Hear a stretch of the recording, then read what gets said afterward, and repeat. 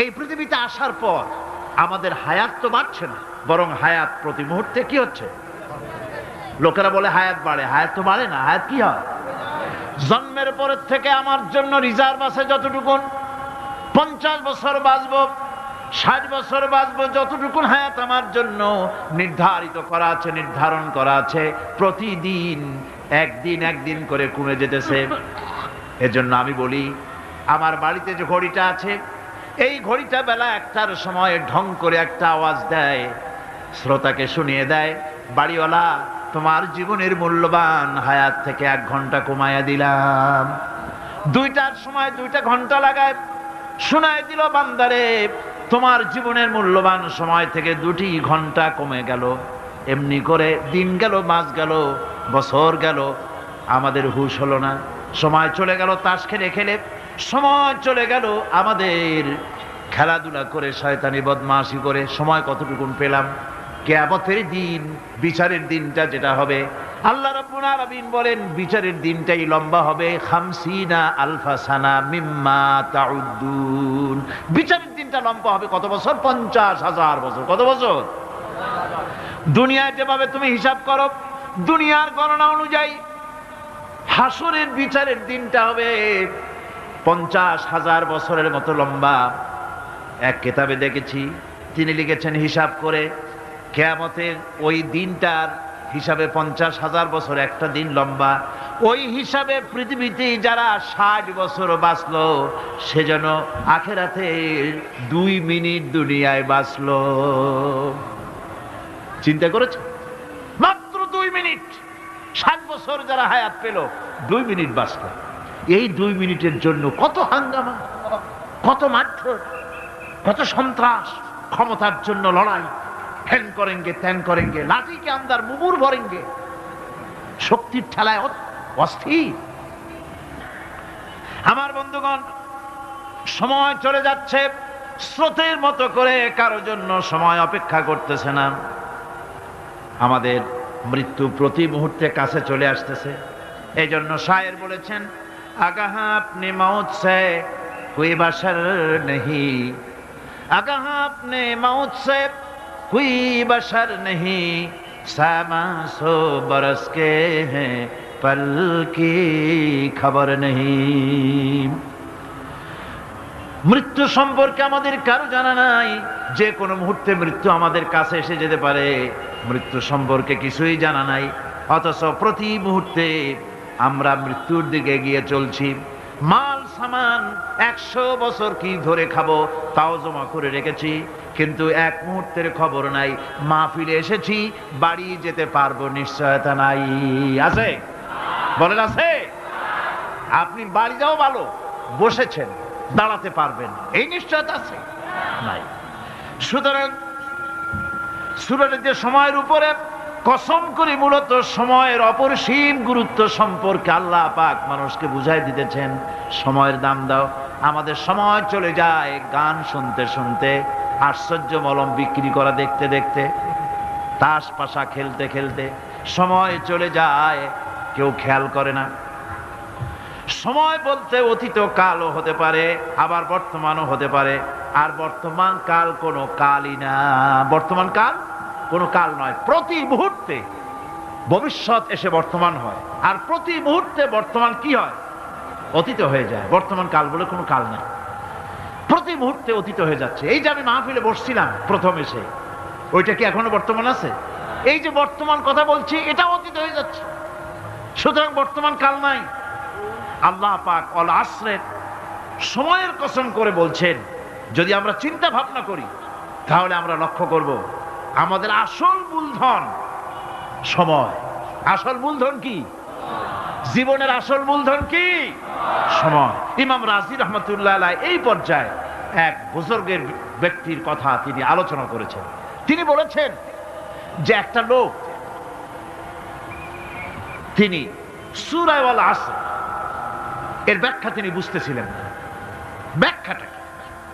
এই মাথার মধ্যে ঘুরপাক খাচ্ছিল এর ব্যাখ্যা কি?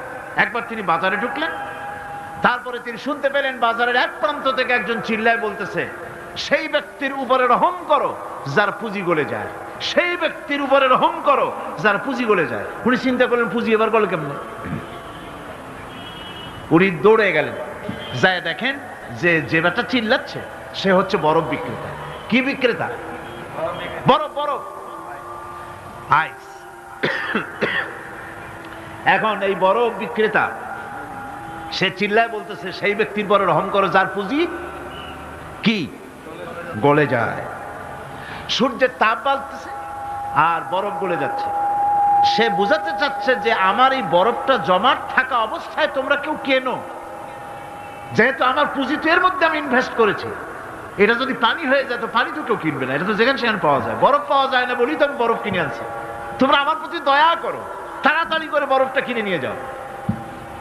ইমাম রাজি রহমাতুল্লাহ আলাইহি বলেন, বুজুর্গ ব্যক্তি চিৎকার মেরে বললেন আল্লাহু আকবার, আমি কিন্তু এই বরফ বিক্রেতার ঘোষণার মধ্য দিয়ে সূরা ওয়াল আসরের তাফসীর আমি বুঝে ফেলেছি।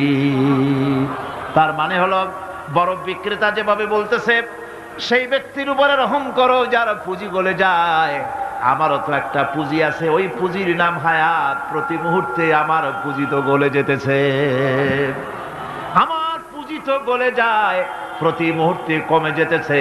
আহারে এই পুঁজি যে গলে গেল ধরে রাখতে পারলাম না, এই জন্য কিছুই তো করতে পারি নাই। সূরা ওয়াল আসরের ভিতরে মানুষের আয়ুষ্কাল দেওয়া হয়েছে বরফ গলে যাওয়ার মতো দ্রুত সে আয়ু কমে যাচ্ছে।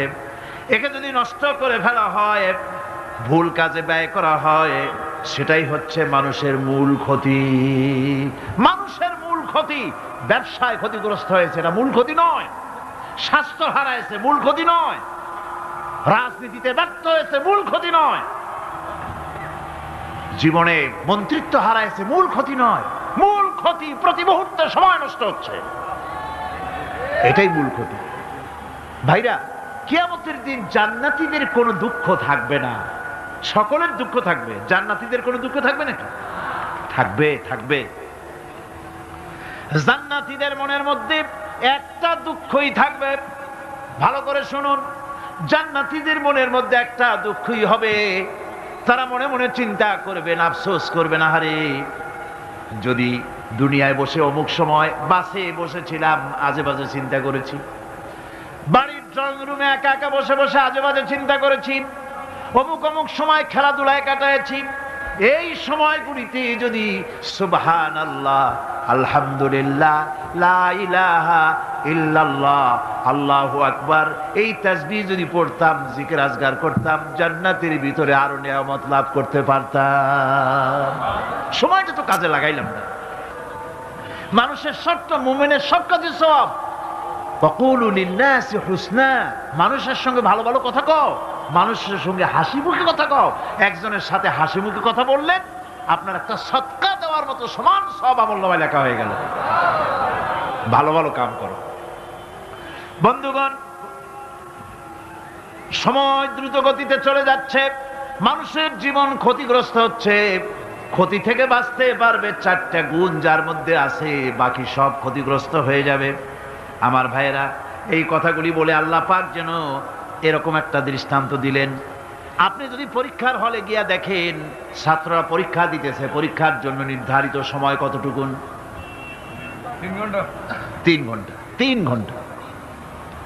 আপনি গিয়ে দেখলেন কোন একজন পরীক্ষার্থী পরীক্ষা দিতে গিয়ে আর একদিকে তাকায় আছে, আকাশের তারা গুনতেছে, অথবা সে গল্প করতেছে, অথবা পরীক্ষা বাদ দিয়ে আজে বাজে কিছু লিখতেছে।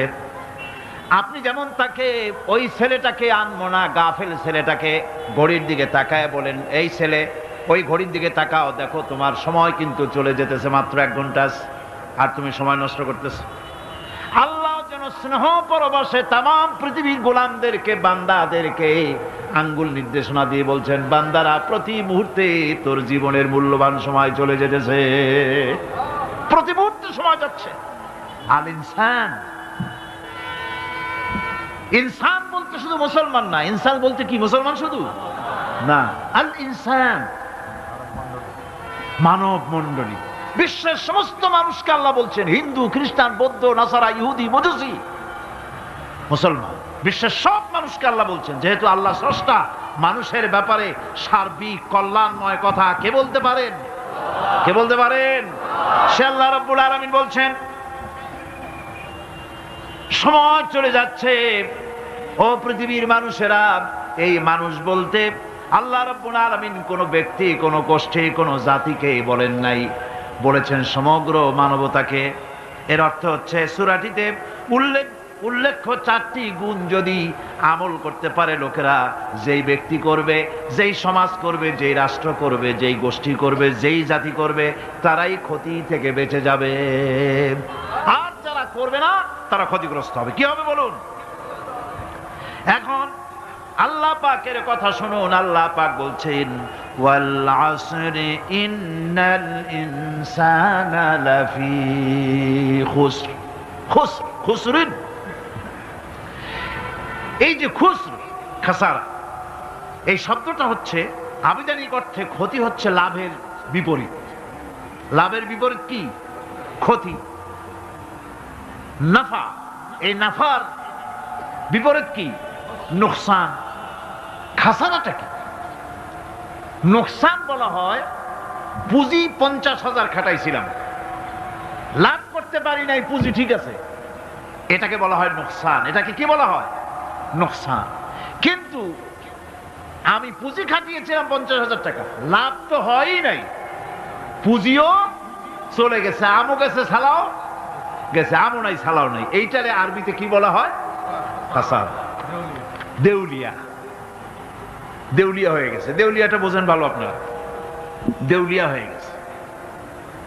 কোরআন লাভ বা সাফল্যের ধারণা যেমন নিছক পার্থিব নয়, সমৃদ্ধির কথা শুধু পার্থিব নয়, জন্ম থেকে শুরু করে মৃত্যু পর্যন্ত কোরআনের লাভের কথা যখন বলা হয় তখন জন্ম থেকে মৃত্যু পর্যন্ত, আখিরাত পর্যন্ত, কিয়ামত পর্যন্ত। ক্ষতিটাও জন্ম থেকে শুরু করে মৃত্যু পর্যন্ত, কিয়ামত পর্যন্ত ক্ষতিটাও। এই ক্ষতি থেকে বাঁচবার জন্য কোরআনে কারিমে বিভিন্ন জায়গায় এই খাসারা শব্দ ব্যবহার করা হয়েছে। আল্লাহ রাব্বুল আলামিন বলছেন, ওয়ামান খাফফাত মাওয়াজিনুহু ফাউলাইকাল্লাযীনা খাসিরু আনফুসাহুম বিমা কানু বিআয়াতিনা ইয়াযলিমুন। যাদের পাল্লা ভারী হবে কিয়ামতে তারাই হবে সফলকাম, আর যাদের পাল্লা হালকা হবে, নেকির পাল্লা, নেকির পাল্লা যাদের হালকা হবে তারা হবে ক্ষতিগ্রস্ত। তারা নিজেদের ক্ষতি নিজেরাই ক্ষতি সাধনকারী হবে কিয়ামতের দিন।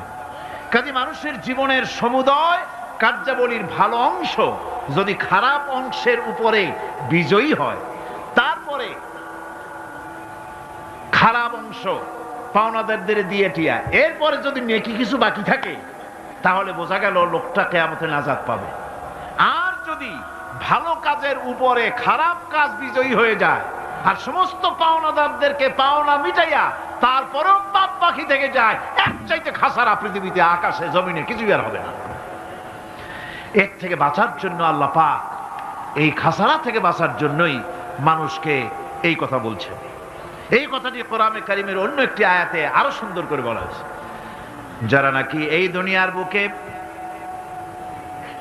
যারা নিজেদের পুঁজি খাটাইছে, জীবনের পুঁজি সুদ কামাইতে খাটালো, জীবনের পুঁজি খাটালো হারাম কামাইয়ের ভিতরে, অন্যায় কাজের ভিতরে, যারা জীবনের পুঁজিকে আল্লাহর দ্বীনের কাজে লাগাতে পারে নাই, তাদের সম্পর্কে বলা হচ্ছে হাসিরাত দুনিয়া ওয়াল আখিরাতা যালিকা হুয়াল খুসরানুল মুবিন। হাসিরাত দুনিয়া ওয়াল আখিরা, দুনিয়াও ক্ষতিগ্রস্ত, আখিরাতেও ক্ষতিগ্রস্ত।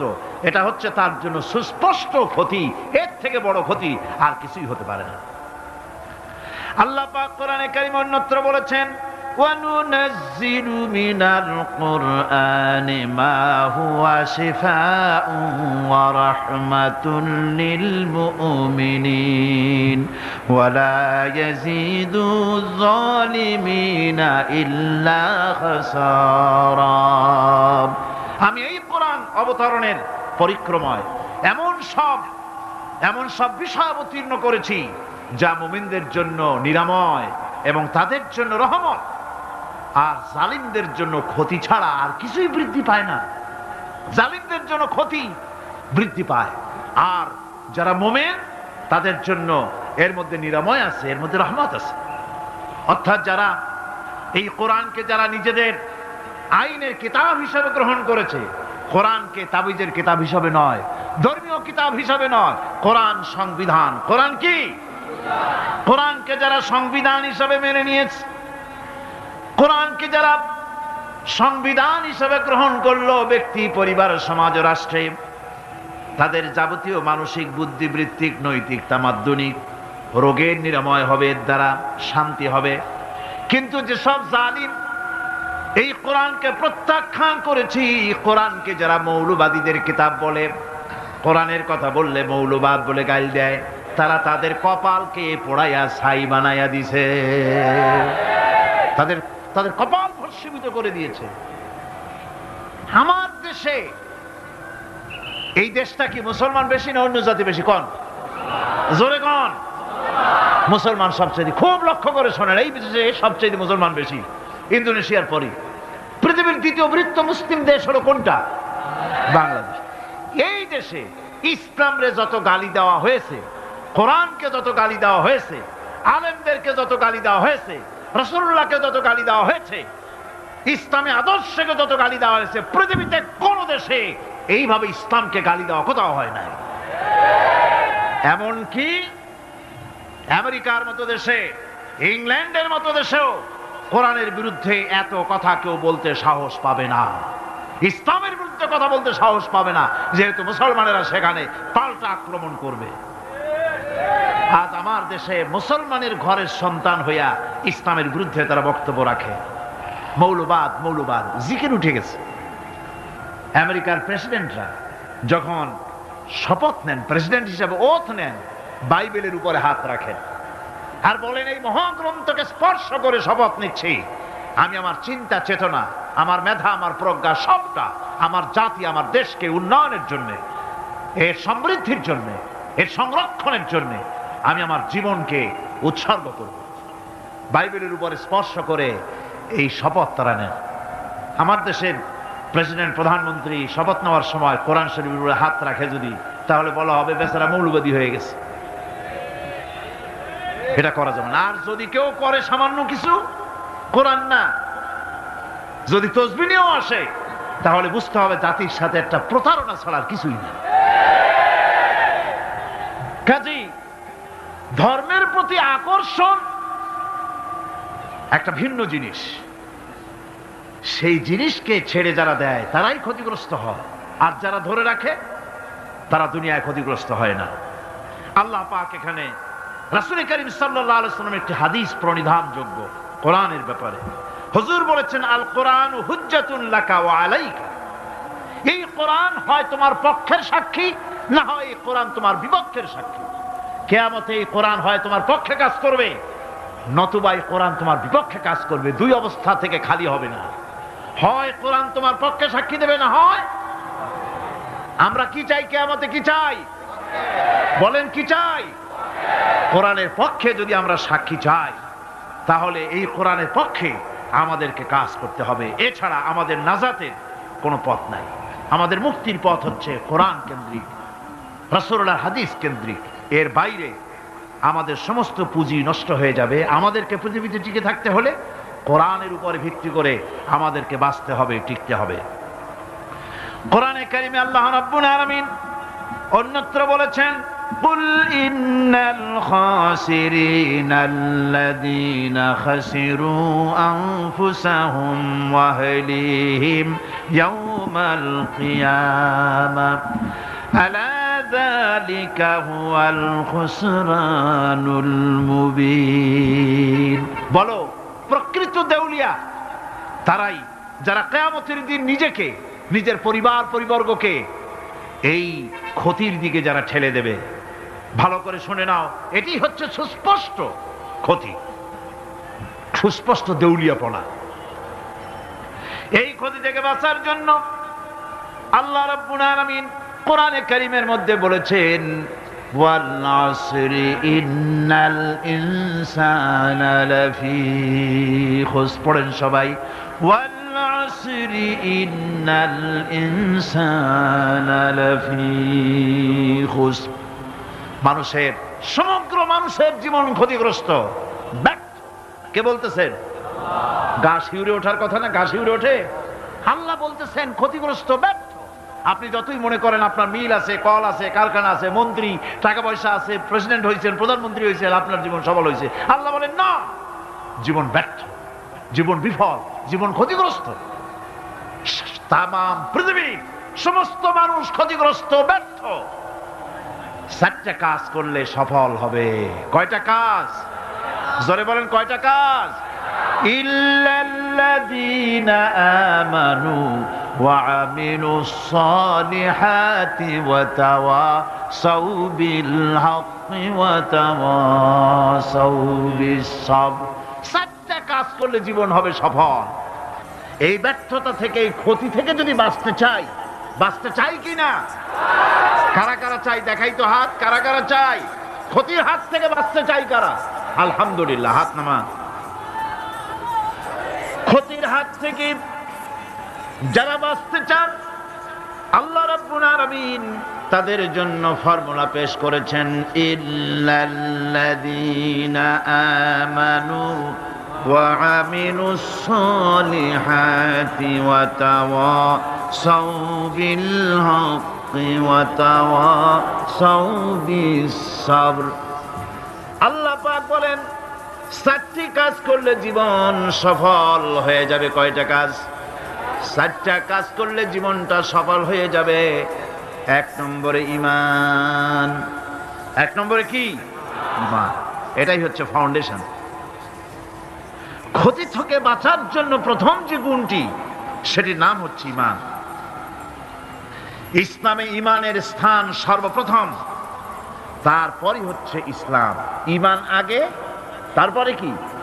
ইসলাম। ইসলাম হচ্ছে বীজ, ঈমান হচ্ছে বীজ, আর ইসলাম হচ্ছে চারা, গাছ। এটা হচ্ছে ভিত্তি। এই ভিত্তিকে সর্বপ্রথম মজবুত করতে হবে। ঈমানের ভিত্তি, ঈমানের ভিত্তি দুনিয়ায় ঈমানের আহ্বান জানাবার জন্যই আল্লাহ রাব্বুল আলামিন সমস্ত নবী এবং রাসূলদেরকে পৃথিবীতে পাঠিয়েছেন ঈমানের আহ্বানের জন্য। দুনিয়ার সমস্ত নবীদের দাওয়াত ছিল ঈমানের দাওয়াত। কিসের দাওয়াত? এই ঈমানের দাবিটা আসছে, এই দাওয়াতটা এসেছে আল্লাহর কাছ থেকে। কার কাছ থেকে? দেখুন, পৃথিবীর ভিতরে কোন নবীদের কথার সাথে আরেকজন নবীর কথার কোনো বৈপরীত্য হয় নাই। সমস্ত নবীদের কথা একরকম ছিল। কয় রকম? একজন নবীর সঙ্গে তার বক্তব্যের সাথে আরেকজন নবীর বক্তব্যের কোনো গুণগত মৌলিক কোনো পার্থক্য ঘটে নাই, অসঙ্গতি হয় নাই। কারণ নবীরা, আম্বিয়া আলাইহিমুস সালাম, নিজেরা বানিয়ে কথা রচনা করে তারা মানুষের সামনে পেশ করে নাই। সমস্ত নবীদের কাছে যত দাওয়াত এসেছে, একটা অফিস থেকে এসেছে। সে অফিসটা হচ্ছে কার? আল্লাহ রাব্বুল আলামিনের। তাই দুনিয়ার সমস্ত পয়গম্বরদের দাওয়াত ছিল লা ইলাহা ইল্লাল্লাহ, লা ইলাহা ইল্লাল্লাহ, লা ইলাহা, লা ইলাহা ইল্লাল্লাহু মুহাম্মাদুর রাসূলুল্লাহ। এটাই ছিল সমস্ত নবীদের দাওয়াত। কোরআনে কারীম তার ধারক এবং বাহক সম্পর্কে বলে যে তিনি যে দাওয়াত দিয়েছেন সে দাওয়াতটা হলো ঈমানের দাওয়াত। আমাদের নবী তিনি এসে যে দাওয়াত দিয়েছেন সে দাওয়াতটা কিসের? কোরআনে কারীম বলছি, রব্বানা ইন্নানা সামি'না মুনাদিয়ান ইউনাদি লিল ঈমান। হে আমাদের রব, নিশ্চয়ই আমরা এমন একজন আহ্বায়কের আহ্বান শুনেছি যিনি আমাদেরকে ঈমানের দাওয়াত দিয়েছেন।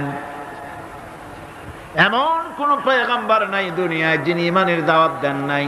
সকলেই ঈমানের দাওয়াত মানুষের সামনে, বিশ্ববাসীর সামনে পেশ করেছেন। কোরআনে হাকিম স্পষ্ট একটা সীমারেখা দুনিয়ার মানুষের সামনে পেশ করে পৃথিবীর মানুষগুলিকে দুটি শ্রেণীতে বিভক্ত করে দিয়েছে। একটি হচ্ছে ঈমান পোষণকারী, আরেকটি হচ্ছে অবিশ্বাসী। একটা ঈমান পোষণকারী আর একটা অবিশ্বাসী। ঈমান পোষণকারীরা সত্যশ্রয়ী, তারা হচ্ছে জ্ঞান এবং নূরের সম্পদে সমৃদ্ধ। আর দ্বিতীয় দলটি হচ্ছে কাফের, জালিম, মূর্খ। তারা হেদায়েতের রাস্তা তাদের জন্য অবরুদ্ধ। কোরআনে কারীম এই দুইটি দল সম্পর্কে উল্লেখ করতেছেন, মাসালুল ফারিকাইনি কাল আ'মা ওয়াল আসাম্মি ওয়াল বাসীরি ওয়াস সামিম হাল ইয়াস্তাবিয়ানি মাসালান আফালা। কোরআন শরীফ বলছে, হাল ইয়াস্তাবিয়ানি মাসালান আফালা তাযাক্কারুন। দুইটি শ্রেণীতে আল্লাহ পাক ভাগ করে দিয়েছেন। একটা শ্রেণী হচ্ছে অন্ধ, বোবা, বধির। আরেকটি যারা শুনতে পায়, চোখে দেখতে পায়। এ দুটি কখনো এক নয়, সমান নয়। এ দুটির রাস্তা আলাদা। কাফেরের রাস্তা আর ইমানদারদের রাস্তা সম্পূর্ণ ভিন্ন। আল্লাহ রাব্বুল আলামিন ঈমান এবং কুফরের পার্থক্য বলে দেওয়ার জন্য গোটা মানব জাতির মধ্যে স্পষ্ট করে বলেছেন, লা ইকরাহা ফিদ-দীন ক্বাদ তাবায়্যানার রুশদু মিনাল গায়্। দ্বীনের ব্যাপারে জোর জবরদস্তি নেই। এখানে হেদায়েতের পথ এবং গোমরাহি, হেদায়েতকে গোমরাহির পথ থেকে সম্পূর্ণ আলাদা করে দেওয়া হয়েছে। লা ইকরাহা ফিদ-দীন, দ্বীনের ব্যাপারে কোনো জোর জবরদস্তি নেই। যারা ধর্মনিরপেক্ষবাদী তারা এই আয়াতটাকে নিজেদের মতবাদকে প্রতিষ্ঠার লক্ষ্যে অনেক সময় কাজে লাগায়। দুটি আয়াতকে তারা বেশি ব্যবহার করে। একটা হচ্ছে লাকুম দীনুকুম ওয়ালিয়া দীন, আর একটা হচ্ছে লা ইকরাহা ফিদ-দীন। এই দুইটি আয়াতকে ধর্মনিরপেক্ষবাদীরা ব্যবহার করে। এই দুটির কোনটি তাদের আদর্শকে বোঝাবার লক্ষ্যে ব্যবহারের কোনো সুযোগ নাই। লা ইকরাহা ফিদ-দীন, ধর্মের ব্যাপারে কোনো বাড়াবাড়ি নাই, জোর জবরদস্তি নাই। এ কথা বলা হয়েছে এই কারণে যে কোন বিধর্মীকে, অমুসলিমকে ভয় দেখিয়ে, লোভ দেখিয়ে অথবা কোন ক্রমে কোন প্রকার চাপ সৃষ্টি করে তাকে মুসলমান বানানো যাবে না। এমনকি সূরা তওবার মধ্যে এসেছে, যুদ্ধ চলাকালীন সময়, জিহাদ চলাকালীন সময় কোন অমুসলিম যদি ইসলাম জানার জন্য তোমাদের তাঁবুতে আসে, তাহলে তুমি তাকে ইসলাম বুঝাও। ইসলাম শোনার পরে যদি মেনে নেয় ভালো কথা, আর যদি না মানে তাকে তার তাঁবু পর্যন্ত ফিরে যেতে দাও। মাঝপথে তাকে আক্রমণ করা যাবে না। ধর্মের ব্যাপারে কোনো বাড়াবাড়ি নাই। লা ইকরাহা ফিদ-দীন, এর দ্বারা ধর্মনিরপেক্ষতার কোনো কথা বোঝানো হয়নি। আর লাকুম দীনুকুম ওয়ালিয়া দীন, এটা ছিল কাফেরদের সেই বক্তব্যের প্রেক্ষিতে যেখানে কাফেররা বলেছিল মুহাম্মদ সাল্লাল্লাহু আলাইহি ওয়াসাল্লাম, আসুন আমরা এক কাজ করি, সেটা হলো ধর্ম নিয়ে আমাদের মধ্যে যে বাকবিতণ্ডা হচ্ছে, আমরা ধর্মকে 50-50 ভাগ করে নিই। কিছুদিন আমরা গিয়া আপনার আল্লাহরে সেজদা দেই, আর কিছুদিন আপনারা আমাদের মূর্তিগুলিকে প্রণাম করুন। এই প্রস্তাব যখন রাখল, আল্লাহ রাব্বুল আলামিন সূরা কাফিরুন অবতীর্ণ করে দিলেন, কুল ইয়া আইয়ুহাল কাফিরুন লা আ'বুদু মা তা'বুদুন হে কাফেরেরা, হে অবিশ্বাসীরা, নবী আপনি বলুন, হে অবিশ্বাসীরা, তোমরা যার ইবাদত করো আমরা তার ইবাদত করি না, আবার আমরা যার ইবাদত করি তোমরাও তার ইবাদত করো না। সুতরাং লাকুম দীনুকুম ওয়ালিয়া দীন, সুতরাং তোমাদের দিন তোমাদের জন্য, আমাদের দিন আমাদের জন্য। এখানে নিরপেক্ষতার কথা বলা হয় না, এখানে পক্ষের কথা বলা হয়েছে। কিসের পক্ষ? ধর্মের পক্ষ। কিসের পক্ষ? হিন্দু, খ্রিস্টান, বৌদ্ধ, তোমরা তোমাদের ধর্মের পক্ষে থাকো। মুসলমান, তোমরা তোমাদের ধর্মের পক্ষে থাকো। ধর্মের ব্যাপারে নিরপেক্ষ হওয়ার কোনো সুযোগ নাই। আছে নাকি সুযোগ? আমি পার্লামেন্টে বলেছি এই কথা,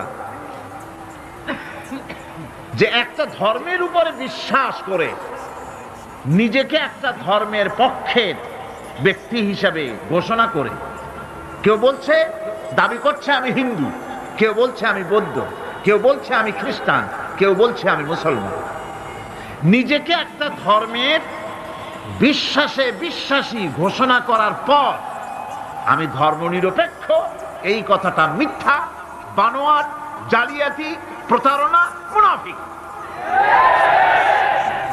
কোন ধর্মের অনুসারী ব্যক্তি ধর্মনিরপেক্ষ হতে পারে না। কেবলমাত্র নাস্তিক, যারা আল্লাহরে মানে না, আল্লাহকে স্বীকার করে না, ওরা বলতে পারে আমরা ধর্মনিরপেক্ষ, ধর্মের ব্যাপারে আমরা নিরপেক্ষ, গুলো মানি না, বিশ্বাস করি না। কিন্তু যারা ধর্মে মানে, সেদের যে ধর্মেরই হোক না কেন, সে ব্যক্তি ধর্মনিরপেক্ষ যদি দাবি করে, এটা মিথ্যে কথা, এটা মুনাফিকি ছাড়া আর কিছু হতে পারে না। মুসলমানকে, যে কোনো জাতিকে যে ধর্মে আছে ধর্মের পক্ষে থাকার কথাই বলা হয়েছে। এখন আমি বলতেছিলাম ঈমানের কথা। ঈমান আগে আনতে হবে। ঈমান সম্পর্কে আল্লাহ রাব্বুল আলামিন বলতেছেন, ঈমান হলো আগে, তারপরে ইসলাম। আবার ঈমান আনার আগে আবার কুফরি একটা শব্দ আছে, সেটা হলো ফামান ইয়াকফুর বিত্তাগুতি ওয়া ইউমিন বিল্লাহি ফাকাদ ইসতামসাকা বিল উরওয়াতিল উসকা লা ইনফিসামা লাহা ওয়াল্লাহু সামিউন আলীম। ফামান ইয়াকফুর বিত্তাগুত, যে ব্যক্তি তাগুতকে অস্বীকার করেছে, সর্বপ্রথম তাগুতকে অস্বীকার করতে হবে। ওয়া ইউমিন বিল্লাহ, আর এরপরে আল্লাহর উপরে যে ঈমান আনলো, ফাকাদ ইসতামসাকা বিল উরওয়াতিল উসকা, সে এমন এক শক্ত অবলম্বন ধারণ করলো যা তাকে কোনো কিছুই বিচ্ছিন্ন করবে না, ধ্বংস করে দেবে না। সুবহানাল্লাহ। এখন সত্যিকারের ঈমানদারের পরিচয়টা কি?